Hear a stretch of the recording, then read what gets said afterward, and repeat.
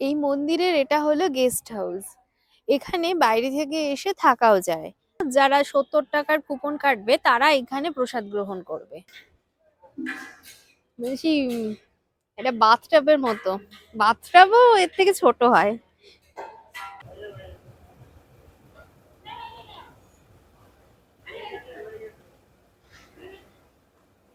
এদিকে প্রচুর চাষ হয়েছে আর এদিকে জলাশয়ও রয়েছে।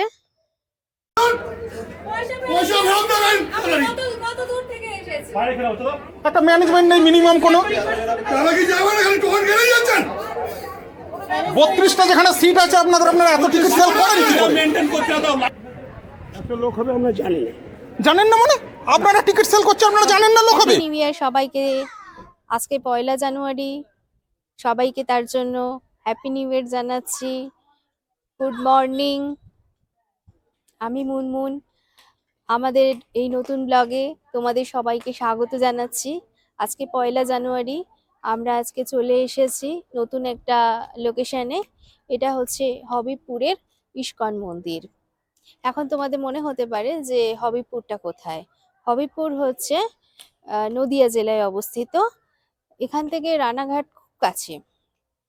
আর তোমরা যদি এখানে আসতে চাও তাহলে শিয়ালদা থেকে শান্তিপুর লোকাল ধরে এখানে হবিবপুর যে স্টেশন আছে সেখানে নামতে পারো, নেমে এখানে টোটো ধরে চলে আসতে পারো। জায়গাটা খুব সুন্দর, অনেক বিশাল বড় জায়গা জুড়ে এই ইস্কন মন্দিরটা রয়েছে। আমরা খুব সকালে বেরিয়েছিলাম বাড়ির থেকে, তখন রাস্তায় প্রচুর কুয়াশা ছিল, প্রচুর ঠান্ডা লেগেছে। তার মধ্যেও আজকে আমরা এখানে পৌঁছেছি। আর এই জায়গাটা তোমাদেরকে সবাইকে ঘুরিয়ে দেখাবো। আর এখানে ঠাকুর মন্দির দর্শন করব, ঠাকুর দর্শন করব। ভোগ প্রসাদ দুপুরে যেটা আছে, রাজভোগ প্রসাদ যেটা, সেটা আমরা গ্রহণ করব। সেই কুপন আমরা কেটে নিয়েছি অলরেডি। মহার রাজভোগ যেটা সেটা হচ্ছে 170 টাকা কুপন, আর এমনি নর্মাল প্রসাদও আছে সেটা 70 টাকা। আর সেটা তো রাজভোগ যখন আমরা গ্রহণ করব তোমাদেরকে সাথে তো রাখবোই। আর এছাড়া এখানে তো চাষবাস হচ্ছে প্রচুর, আমরা দেখতে পাচ্ছি। চাষবাসের জমি কি চাষ হচ্ছে সেগুলোও দেখাবো, গোশালা রয়েছে সেটাও দেখাবো। এছাড়াও অন্যান্য জিনিস রয়েছে, এখানে একটা শুনেছি অতিথি নিবাসও আছে বড়, সেটাও দেখাবো। এবং সেখানে বুকিং কিভাবে হয়, রুম রেন্ট কত, সেগুলো তোমাদেরকে দেখাবো। তাহলে অনুরোধ থাকছে পুরো ভিডিওটা দেখতে থাকো। এখন আমরা মন্দিরের সামনে চলে এসেছি। এটাই হলো এখানকার মন্দির। মন্দিরের গঠনটা দেখো, খুবই সুন্দর দেখতে।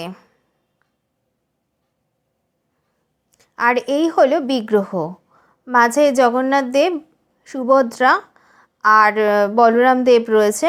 আর ওই পাশে দেখা যাচ্ছে গৌর নিতাই, আর ডান দিকে আছে রাধাকৃষ্ণ।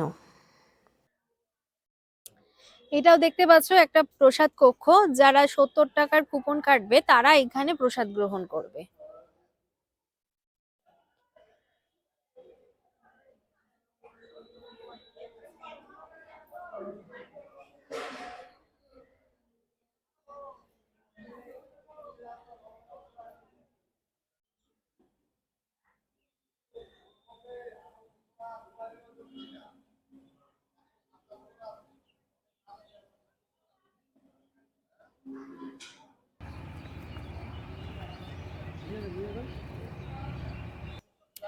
এখন আমরা রন্ধনশালার সামনে চলে এসেছি। চলো দেখি আমরা রন্ধনশালাটা।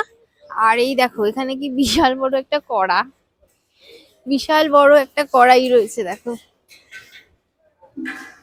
বলছি এটা বাথটাবের মতো, বাথটাবও এর থেকে ছোট হয়।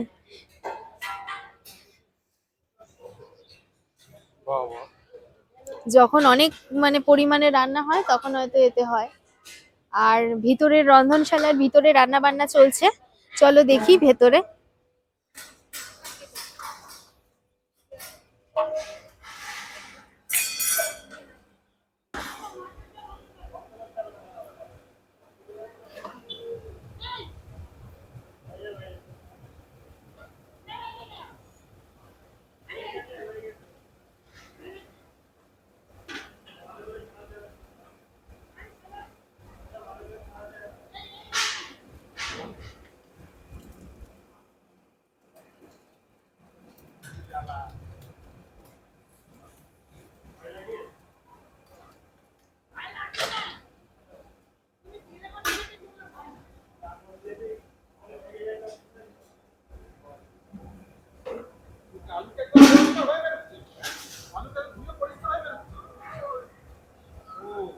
মানে খোসা টোসা পুরো হয়ে খোসা পুরো ক্লিন হয়ে বেরোচ্ছে।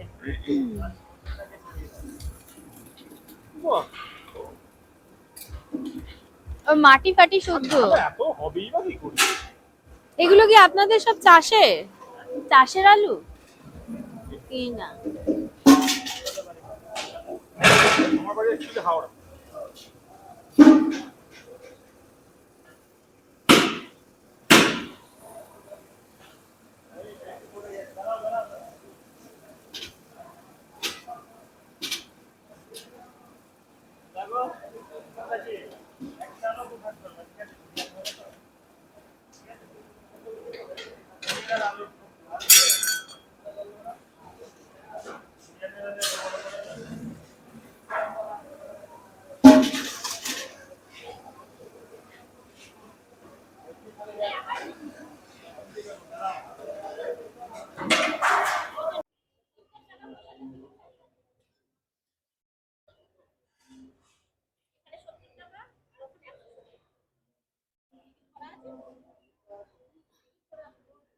এখন আমরা রন্ধনশালার আরেকটি গেটে চলে এসেছি।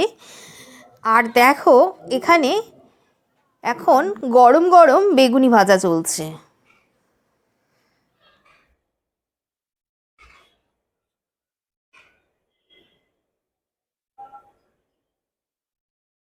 রন্ধনশালায় তো রান্না বান্না দেখা হলো, আবার আরো এদিকে প্রচুর চাষ হয়েছে, আর এদিকে জলাশয়ও রয়েছে। এদিকে দেখো প্রচুর সর্ষের গাছ লাগিয়েছে। রোদ্দুরটা উঠলো জাস্ট, তার জন্য সর্ষে ক্ষেতটা দারুণ দেখতে লাগছে, পুরো একদম চকচক করছে হলুদটা। এই যে সর্ষের যে ফুলের যে কালারটা, এতে রোদ পড়লে না যা দারুণ সুন্দর একটা মানে খোলে কালারটা, পুরো একটা লেমন ইয়েলো। এদিকে তো আরো অনেক কিছু চাষ হয়েছে, এখানটা ধানের সব বীজ লাগিয়েছে, বীজতলা বানিয়েছে। ওইদিকেও প্রচুর গাছ পাছ লাগিয়েছে। এখানেও আহ লাঙল হয়েছে, লাঙলের পরে চারা গাছ লাগানো হয়েছে, এখন বোঝা যাচ্ছে না এই গাছগুলো কি গাছ।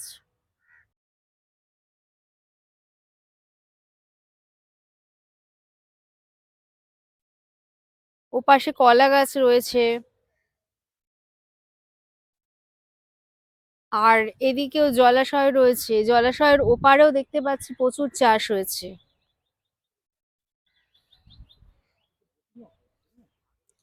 হ্যাঁ, এই জলাশয়তে বোটিংও হয়।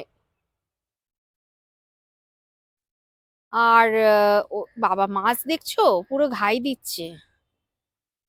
এই জলাশয়তে প্রচুর মাছও আছে, মাছের ঘাই উঠছে। হুম, ওপাশেও প্রচুর চাষ হয়েছে, চলো ওপাশের চাষগুলো দেখে আসি।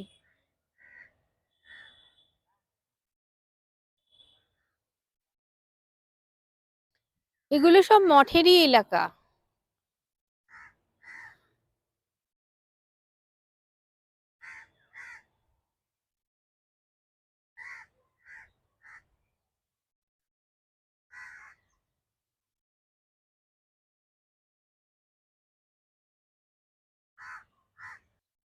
এখানে দেখো ব্রোকলির চাষ হয়েছে।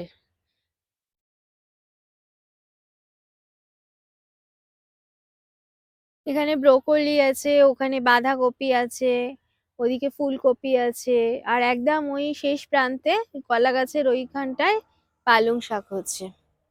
আর এইদিকে দেখো ধনে গাছ, এগুলো ধনে পাতা লাগিয়েছিল, মনে হয় এগুলো সব বড় হয়ে গেছে।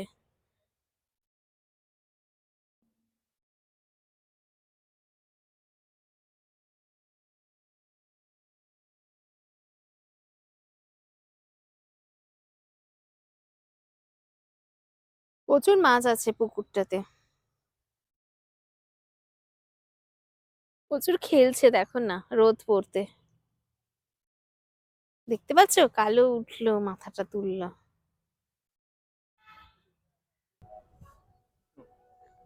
এই দেখো এদিকে কি সুন্দর সর্ষে গাছ হয়েছে, তারপর এদিকে শিম হয়েছে, শিম গাছ লাগিয়েছে, ওইদিকে লাউ লাউ শাক রয়েছে, আর এদিকের মাচায় আহ, সম্ভবত বরবটি বা ওই জাতীয় কিছু হবে।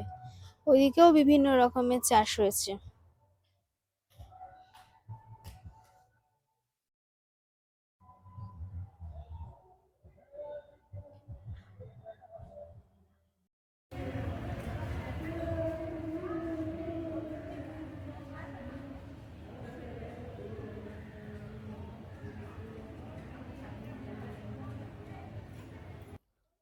এই যে বিল্ডিংটা দেখতে পাচ্ছ 5 তলা, এটা হচ্ছে এই মন্দিরের অতিথি নিবাস বা গেস্ট হাউস যা বলবে।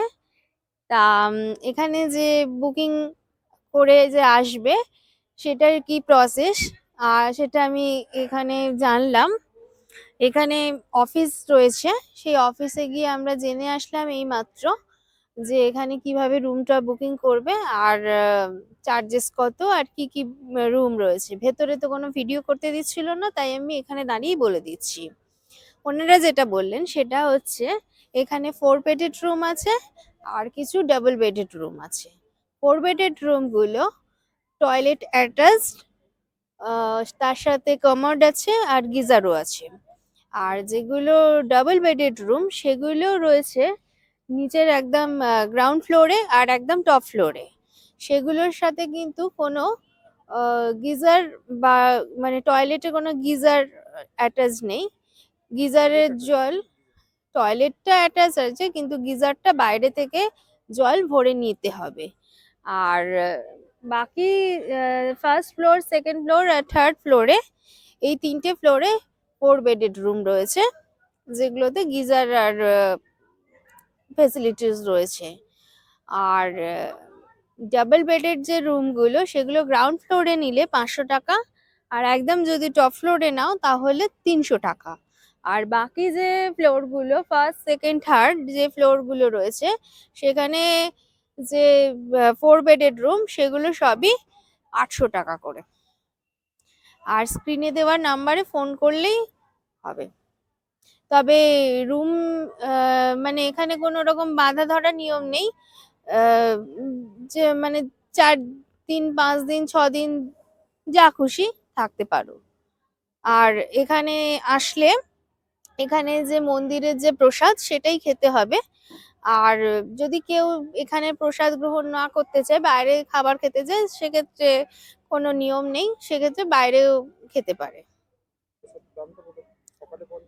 সকালে প্রসাদের মূল্যটা আমি একটু বলে দিই। সকালে ব্রেকফাস্টে 50 টাকা, আর দুপুরে 2 রকম প্রসাদ থাকে, একটা 70 টাকার থাকে আর একটা নর্মাল, আর একটা থাকে 170 টাকা। 170 টাকা রাজভোগ, যেটা আমরা তো তোমাদেরকে দেখাবো।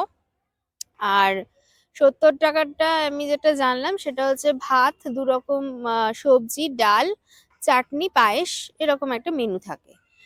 আর রাত্রিরে যে খাবার সেটা 50 টাকা। ভাত, রুটি সব রকমই থাকে।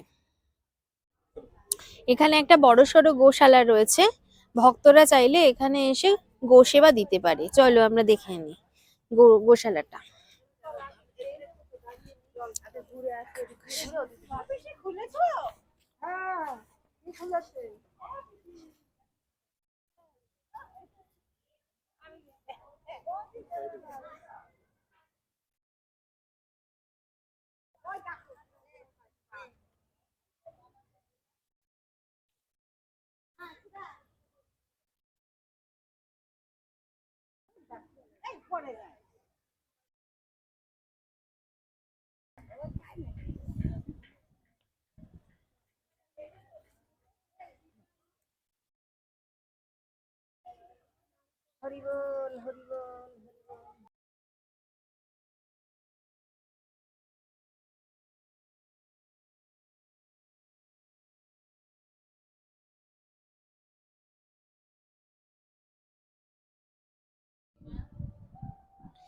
এই দেখো, এটা হলো গাড়ি পার্কিং করার জায়গা। বিশাল বড় জায়গা, এখানে গাড়ি পার্কিং করার কোনো অসুবিধা নেই। পার্কিং চার্জটা আমি স্ক্রিনে দিয়ে দেবো।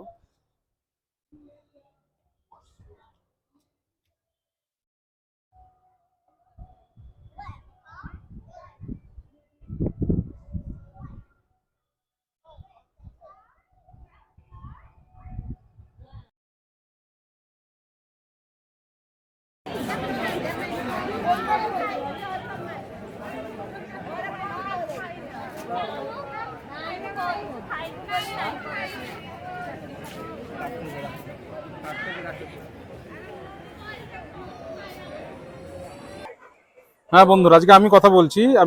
তো আপনারা জানেন আজকে আমরা হবিবপুর ইস্কনে এসেছি। আজকে দুপুরে আমরা এখানে লাইন আছে, 170 টাকা টিকিট কেটেছি আমরা। আমাদের এখানে টিকিটে লেখা ছিল যে 1টা থেকে 3টে পর্যন্ত এখানে খাওয়ানো হবে, কিন্তু দেখুন এখানে লাইনের অবস্থাটা খালি। এখানে যে লাইন দাঁড়িয়েছে অন্তত 5খানা ব্যাচ মিনিমাম হবে। এর মধ্যে বহু লোক আছে যারা কিন্তু একজন করে দাঁড়িয়েছে এবং 3-4 জন করে তারা বসে আছে। এবার একটা কথা, যে যদি এইভাবে যদি চলতে থাকে তাহলে আধা ঘন্টার যদি আমরা একটা অ্যাভারেজ ব্যাচ ধরি, তাহলে কি সন্ধ্যেবেলা কি রাত্রিবেলা অবধি খাওয়া দাওয়া হবে? আমরা কি এখানকার প্রভুদের ব্যাপারটা তুলেছিলাম, ওনারা বলছেন যে আপনারা কখন বাড়ি ফিরবেন না ফিরবেন সেটা সম্পূর্ণ আপনাদের দায়িত্ব। এটা আপনাদের ভাবনা চিন্তা করে নিতে হবে। আপনার অবস্থাটা খালি দেখুন একবার। আমাদের ফিরতে হবে বাড়ি, কলকাতা হাওড়াতে বাড়ি ফিরবো আমরা, জানেন আপনারা। এবার এখান থেকে ফিরতে মিনিমাম 3 থেকে 3.5 ঘন্টা লাগবে। এবারে মগরা পর্যন্ত ডাইভারশনে ভর্তি। মগরা পর্যন্ত যদি আমরা সন্ধ্যের মধ্যে না বেরোতে পারি, আমাদের পক্ষে কিন্তু সম্ভব নয় বাড়ি ফেরা আজকে। ফলে আজকের দুপুরের লাঞ্চ এখানে হবে না, প্রসাদ আজকে নেওয়া হবে না। দ্বিতীয়ত আর একটা জিনিস, এখানে আমরা অন্যান্য ভিডিওতে দেখেছি বা পুরনো যারা আছে তাদের কাছেও আমরা শুনলাম যে নর্মালি এখানে যে প্রসাদ দেওয়া হয় সেটা থালার মধ্যে বাটিতে সাজিয়ে আলাদাভাবে রাজভোগ প্রসাদ যেটা সেটা পরিবেশন করা হয়, কিন্তু আজকে সেসব হচ্ছে না। আমি দেখেছি ওখানে থার্মোকলের থালাতে আজকে সার্ভ করা হচ্ছে, সেটাই রাজভোগ প্রসাদ বলে। না খেয়েই ফিরতে হচ্ছে আজকে, সরি। অতএব যদি কখনো ভবিষ্যতে এখানে আসো, খুব সাবধানে। কতজনের টিকিট দিচ্ছে না দিচ্ছে এদের কিছুই হুঁশ থাকে না। প্রভুদের সঙ্গে আমি কথা বলেছি, প্রভুদের কোনো হেলদোল নেই, ওদের কিছু যায়ও আসে না। অবস্থা দেখুন খালি। আমার লাইন আছে, এই যে ভদ্রলোককে দেখছেন এই ভদ্রলোকের পরে।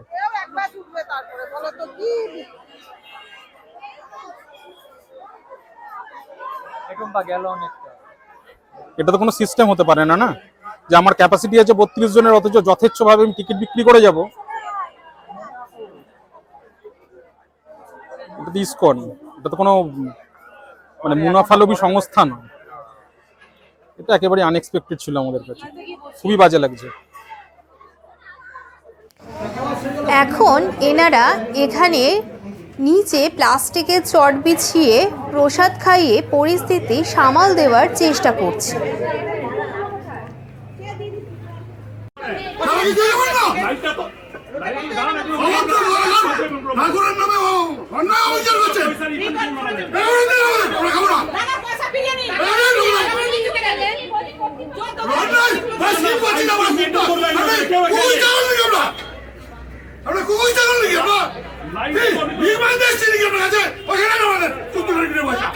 হ্যাঁ, আমরা তো বলছি আমরা দিয়ে দিচ্ছি, পয়সা রিফান্ড করে দিন। আমরা তো বলছি আপনারা পয়সা রিফান্ড করে দিন। তুমি দাঁড়াও, তুমি দাঁড়িয়ে যাও।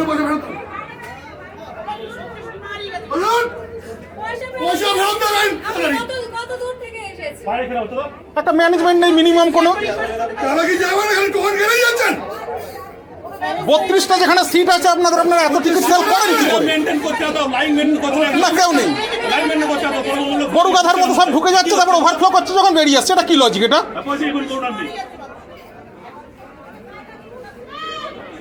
টাকা ফেরত দিতে বলেন।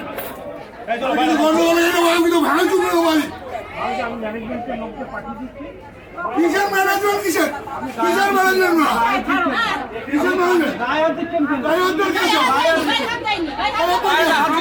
না না, কে গায়ে হাত দিয়েছে আপনার?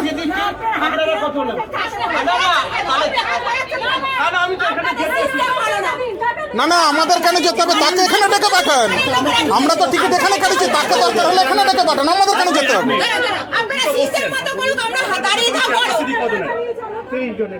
টাইম কতক্ষণ? টাইম যতক্ষণ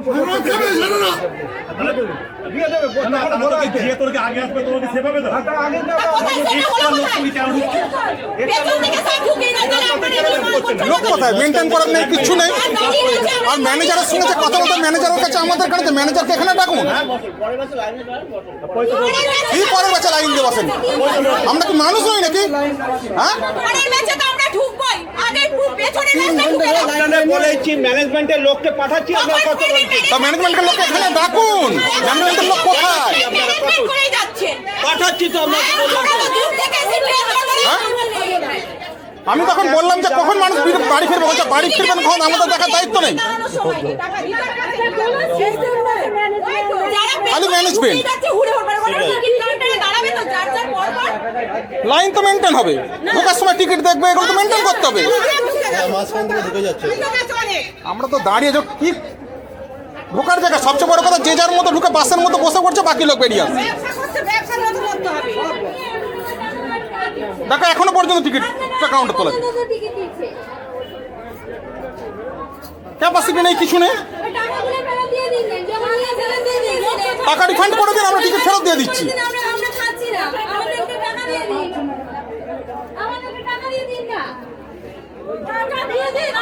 ওখানে কেন নিচে বসে খেতে যাবো? হ্যাঁ, নিচে বসে কেন খেতে যাবো আমরা? ভিখারি নাকি নিচে বসে খেতে যাবো? আপনারা তার জন্য নিয়েছেন? শুনুন, বলছেন যে ওখানে কেন ওখানে খেতে যাবো কেন? কিসের জন্য তাড়াতাড়ি? আপনাদের যখন দিয়েছেন কেন? লোকে নিজেদের বিয়ে বাড়িতে লোক নেমন্তন্ন করতে গেলে তখন লোকে হিসাব করে যে 500টা লোকের নেমন্তন্ন করবো, 30টা সিট করবো, আপনার হিসাব থাকবে না? আপনি যান না, ওখানে বেঞ্চে বসে খাইয়ে দিচ্ছে, যান না। কোথায় বেঞ্চ পেতেছে? ওখানে আছে, আপনি যান, আপনি যান না। কোনো বেঞ্চ ফেঞ্চ কিচ্ছু নেই। ওই যে ওনার সাথে যান না, ওই যে উনি আসছিলেন, উনি বললেন, ডাকলেন তো, উনি ডাকলেন তো। কোথায় বেঞ্চের কথা ততক্ষণ হয়নি? একটু আগে তো আপনি নিজে বলে গেলেন নিচে বসে খাবেন। সেটা এতক্ষণ পরে কেন? আপনার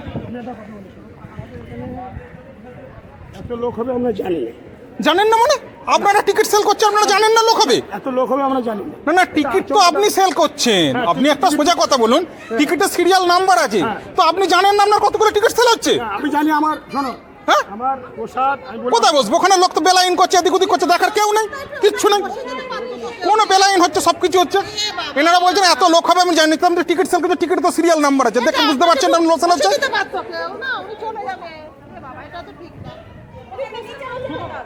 সবাই যতজন আছে সবাই জন্য চেয়ার টেবিল লাগান, কেউ নিচে বসবে না, সব নিচে, সব চেয়ার টেবিল লাগান সবাই জন্য, বসুন এখানে।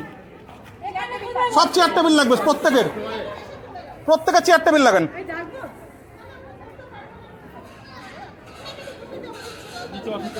আরে বেলাইন হচ্ছে, দ্বিতীয়ত ঢোকার জায়গাতে কেউ একটা টিকিট দেখার লোক নেই, যে যেখান থেকে পারছে ঢুকে বসেই যাচ্ছে। এতক্ষণ যাচ্ছে করে, এখন ম্যানেজমেন্টের লোক বেরিয়েছে, তো এতক্ষণ ধরে কোথায় ছিল ম্যানেজমেন্টের লোক? তখনও তো আমরা গেলাম। না না, সেটা এত দেরিতে বেরোবে কেন? তার তো আগে বেরোনোর কথা ছিল। আমি সেই সময়কে ডাকলাম, আমি 40 জন জায়গা করে দিচ্ছি এখানে। চেয়ার টেবিল লাগানো হবে, চেয়ার টেবিল লাগানো হবে, সবার জন্য চেয়ার টেবিল লাগা। না, তার আমি বলছিলাম যখন তোরা জানিস সাজদারিতে খাবে তার প্যান্ডেল করে একটা। হ্যাঁ, বড় প্যান্ডেল করে মিটে যাবে। এখন সত্যি সেট ফেট তো সবই তো রয়েছে। আর প্যান্ডেলেরও দরকার নেই, ফাঁকা জায়গাতে চেয়ার টেবিল বেছিয়ে দিলেই তোকে খেতে পারে। আমি মাকে ডেকে আমার মা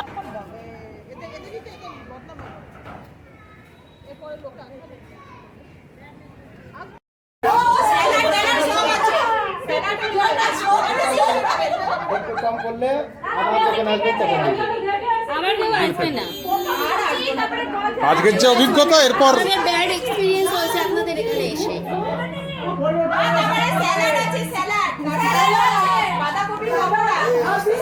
বাঁধাকপির পকোড়া ছিল, বেগুনি হয়ে গেল বাঁধাকপির পকোড়া।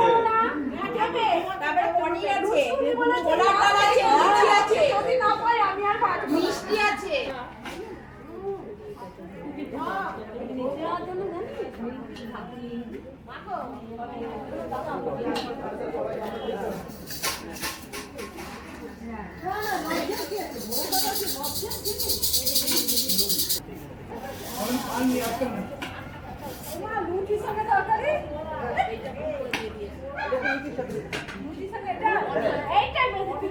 এটা কিসের ডাল? মানে লুচির সাথে খাবার?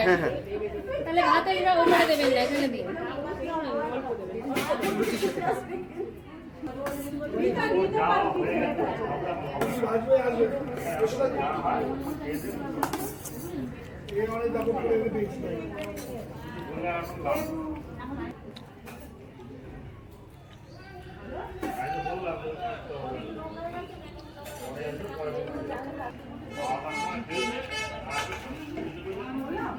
লুচি পাওয়া যাবে একটা? লুচি দাওটা বেশি থাকলে প্রভু বেগুনি হয়েছিল না? বেগুনি ভাজছিল, আমি দেখলুম যে শেষ হয়ে গেছে। যে কোনো একটা ভাজা পাবেন। একটা লুচি চেয়েছি। এ বদলে তো আগে বললে বেগুনি নিতাম, বাঁধাকপি পকোড়া নিতাম না।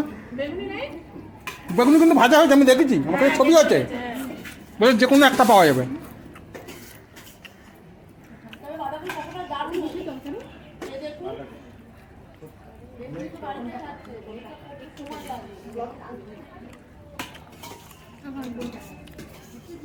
কি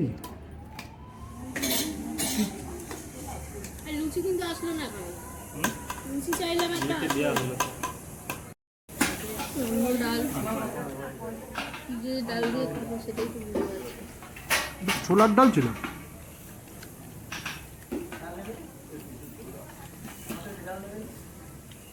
কি এই বাবা,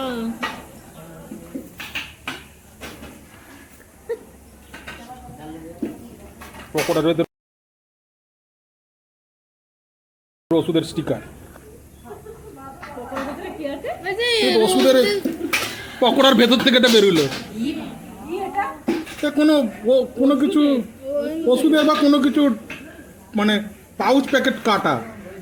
কোনো মশলার প্যাকেট কাটা।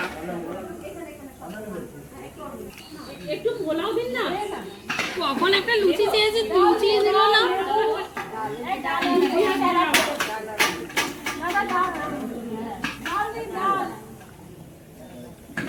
এই যে বাঁধাকপির এটা বুঝতে পারছি, বাঁধাকপি একটু পোলাও দিন না।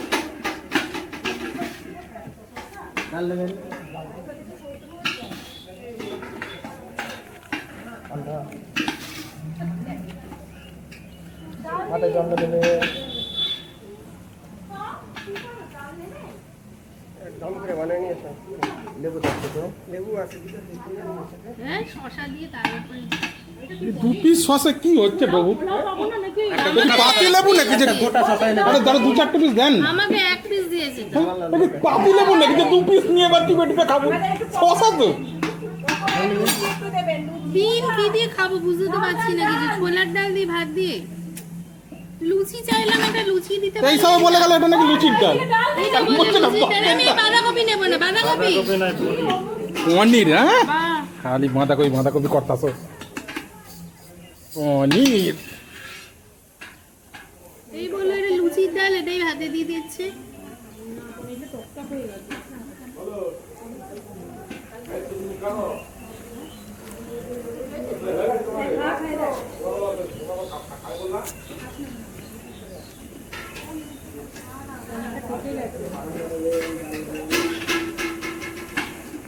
ছেলের একটু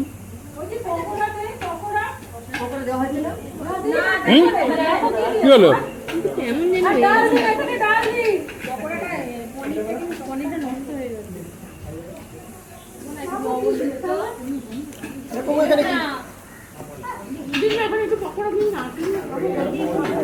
এবং এখানে সবজি যাচ্ছে দেন তো।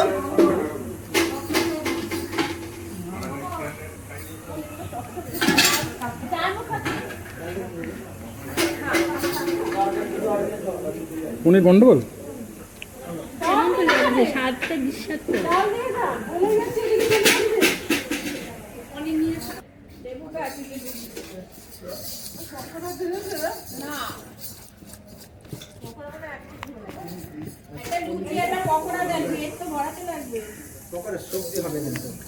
বেগুনি বেগুনি মানে যে কোনো একটা হয়, পকোড়া আর বেগুনি বেগুনি বেগুনি বেগুনি আর হবে না।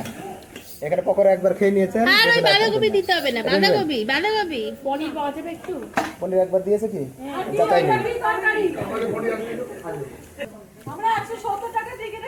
আর একটা হলো টিফিন নিয়ে ওখানে যান, দিয়ে দিবে মানে খাওয়াই যাচ্ছে না কিছু। না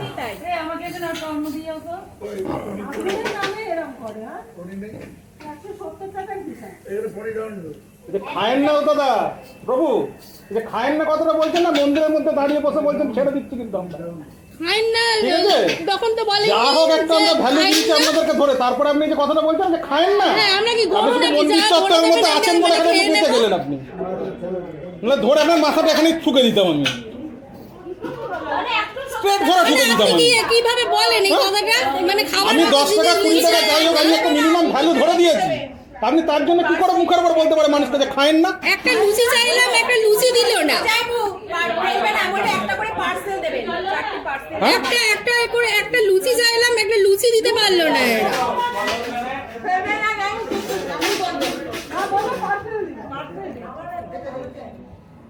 এখন লুচি দেবো, এখন লুচি? লুচি দিয়ে খাবো, এখানে এখানে এখানে। চাটনি কে দিয়ে লুচি খাবে? কি করে খাবে? কখন তো লুচি চেয়েছে? লুচি যদি ওখানে রাখা ছিল তাহলে এতক্ষণ লুচিটা দিলেন না কেন? কখন তো চেয়েছে লুচি? হ্যাঁ, এতক্ষণ যদি আপনাদের কাছে যদি লুচি ওখানে রাখাই থাকে তাহলে লুচিটা এতক্ষণ দিলেন না কেন মানুষটাকে? কখন চেয়েছি বলুন? এখান থেকে লুচি নিয়ে আসা হয়েছে। কখন লুচি নিয়ে এলেন? আপনি তো লুচি তো হয়তো র্যাক থেকে বের করলেন আপনি। হামেশার বলা একবার দেওয়া হয়। লুচি লুচি দিতে না, লুচি একবারই হয়। তাই নাকি? তাহলে রিপিট কি হবে? শুধু ভাত? ভাত আর ডাল। ওটা কিসের ডাল? ছোলার ডাল না লুচির ডাল না ভাতের ডাল? লুচির সঙ্গে বলছেন লুচির ডাল, ভাতের উপরে ওটাই ঢেলে দিচ্ছেন। মানে আমরা কোন পর্যায়ে নেমে গেছি আমি বুঝতে পারছি না। মানে আমাদের স্ট্যান্ডার্ডটা কোন লেভেল আছে আমি বুঝতে পারছি না। মানে ভাতেও যে ডাল, লুচিতেও সেই ডাল।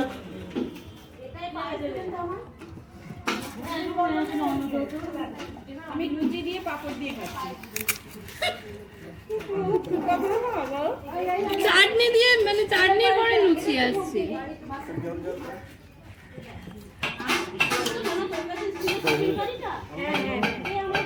মানে গরুর মতো আমাদেরকে খাওয়াচ্ছেন, বুঝেছেন তো? ও বাবা। মানুষদের বলতে আছে, গরুদের কথা বললে আপনাদের গায়ে লাগছে। ও আচ্ছা আচ্ছা, সরি সরি, গরু গোমা, সরি মিসকেট।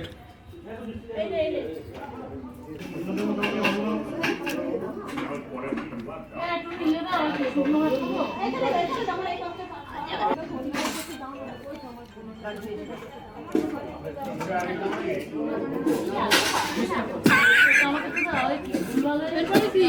পায়েস ফাইস দিয়ে দিয়েছে, তারপরে বাঁধাকপি ঢেলে দিচ্ছিল একটু।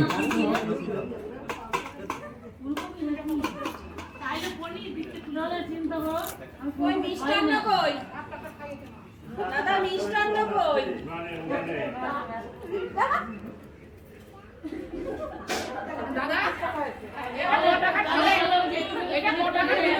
কোনটা? ডাল আর ভাত হচ্ছে কমবে যতবার নিতে পারো। জানি না আমিও দিতে পারবো। ওহ,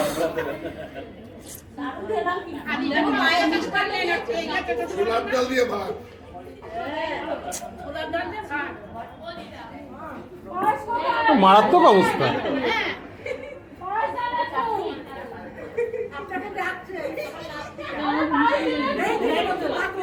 কি আছে?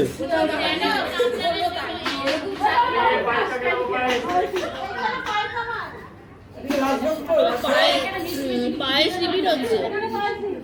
পায়েসের ছিঁড়ি, এই পায়েস খাইনি। এখানে একটু বাড়িতে মিষ্টি আর মিষ্টি কোথায়? মিষ্টি কই? বলছি দাদা মিষ্টি নাই। না মিষ্টি দেয়নি আমাদের। এদিকে এদিকে এদিকে দেন। আস্তে আস্তে মিষ্টি আসছে। স্পেশাল মনে রাখবো। না না না না, ওরে বাপরে, পায়েস রিপিট দরকার নেই। যেটা রিপিট দরকার ছিল রিপিট হয়নি। তো দুধ ভাত রিপিট খেয়ে লাভ নেই। লাড্ডু লাড্ডু মিষ্টি পাল্টে গেল, ওদিকে পান্তুয়া পড়েছিল।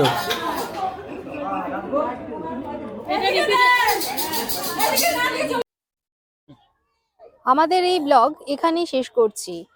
এই জায়গায় এসে খুব বাজে একটা অভিজ্ঞতা হলো, সেই অভিজ্ঞতা নিয়েই বাড়ি ফিরছি। এরকম অভিজ্ঞতা হবে ভাবতেও পারিনি। ওকে, আজকের মতো টাটা।